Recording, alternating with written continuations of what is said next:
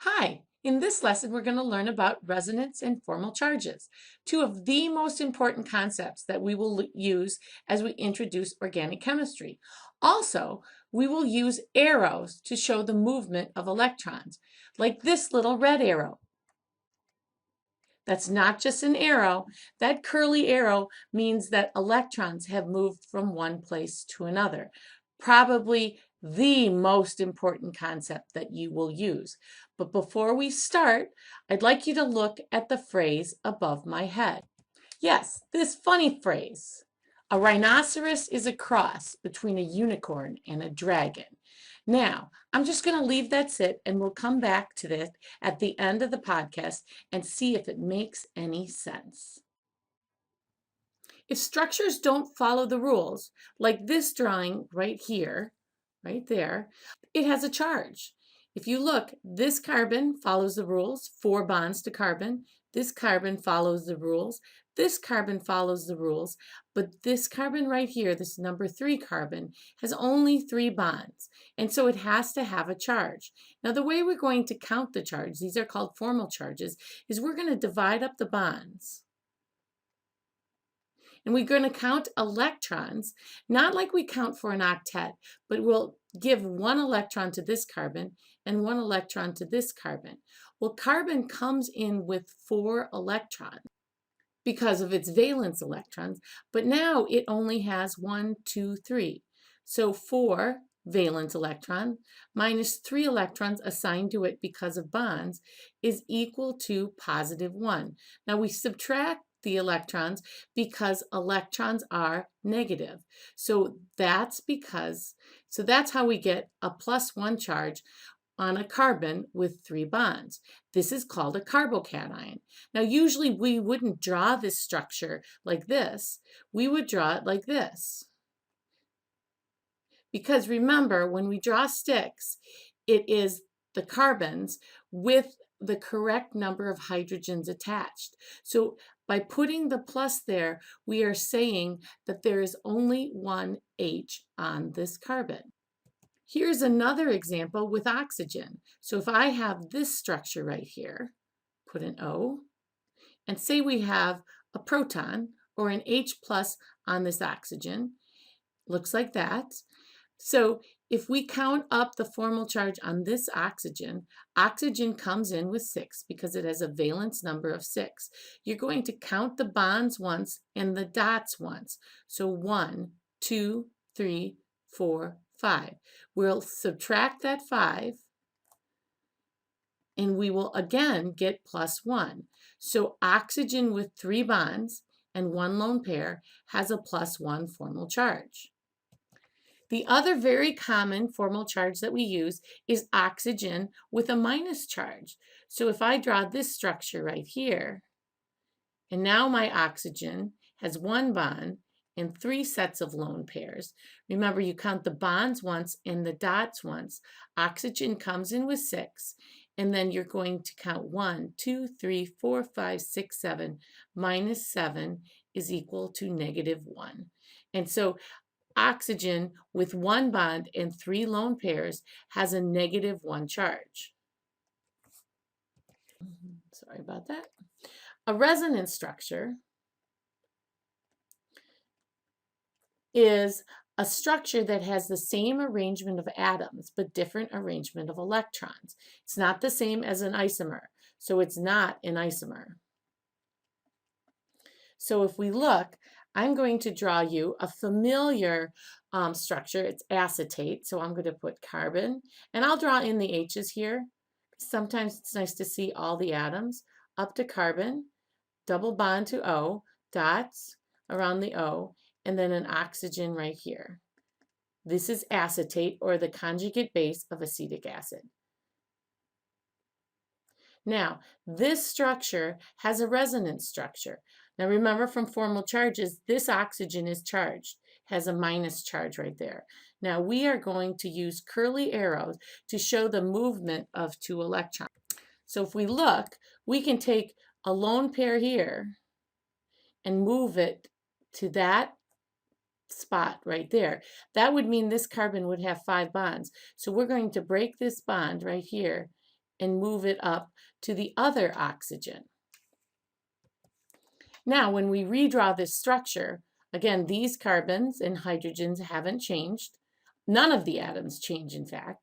We'll put this here. Now we have the minus charge up on this oxygen right here, and this has become the double bond.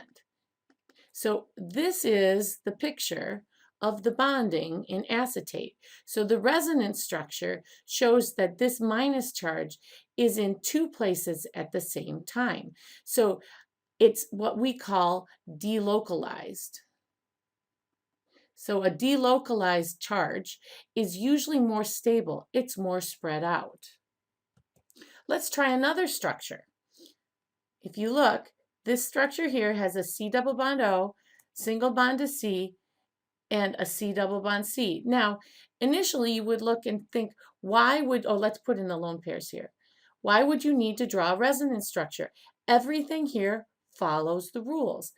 But it's important to understand that resonance can explain both structure, how things act, and reactivity. So I'm going to draw the double pointed arrow right here that that indicates that we have a resonance structure. And I'm going to change my pen to red, and we're going to push some arrows to see if we can see what happened to the electron. Now, here comes the arrow. What that means is this bond, this pi bond, which we'll talk about in the next lesson, has moved to the middle right here. That means this carbon cannot handle 5 bonds. So this second bond of the double bond breaks. So now we have a way to map how the electrons are moving to make our resonance structure. So I'll redraw the structure, keeping the atoms all in the same place. This is now a single bond.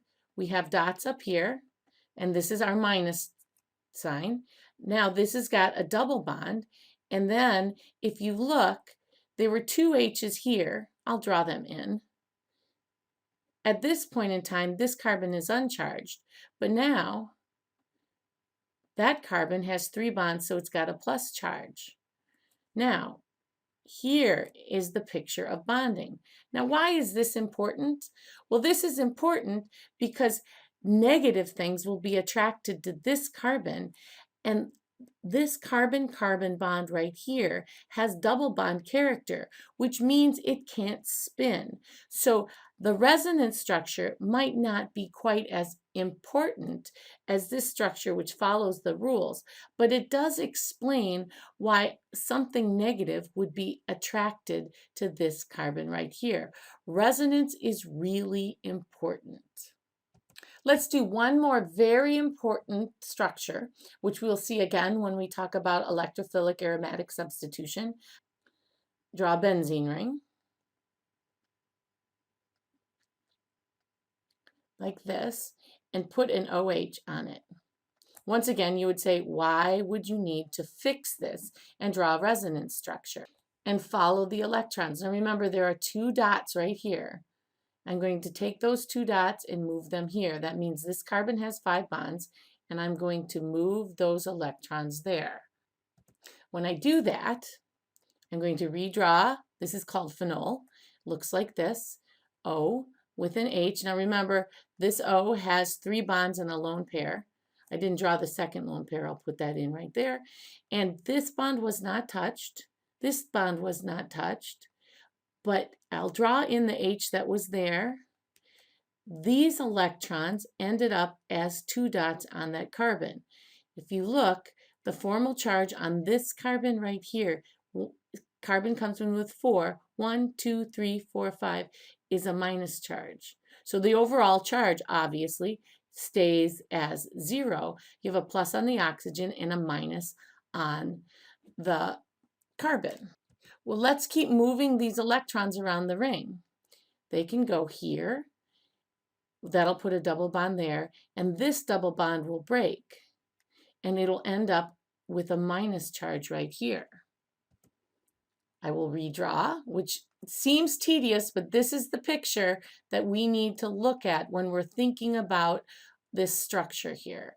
This hasn't changed. There's still a plus up there. This bond is still there. Now there's a double bond here, and there's a minus charge here. Now, you don't have to draw both the dot and the minus. It's sort of redundant. A minus implies that there is a lone pair on this carbon. One more time, we're going to move this electron. Goes right there to form a double bond here. This carbon can't handle all those bonds, so the double bond breaks and ends up at this carbon. So now we have our last resonance structure. For phenol, we have the O with the plus on it. This bond is still there. This bond is here. And now we have a minus charge here. And the brackets indicate that all of these structures contribute to the bonding in phenol. So now, let's go back to this phrase right here. A rhinoceros is a cross between a unicorn and a dragon. What this means is unicorns and dragons don't exist. These resonance structures, in essence, don't exist. But a rhinoceros is a real creature. So the picture of bonding that is formed from all four of these structures, now remember, these Lewis structures are just models for bonding. The picture of bonding exists, but each one of these individual Lewis structures don't. So that's resonance, and that's important.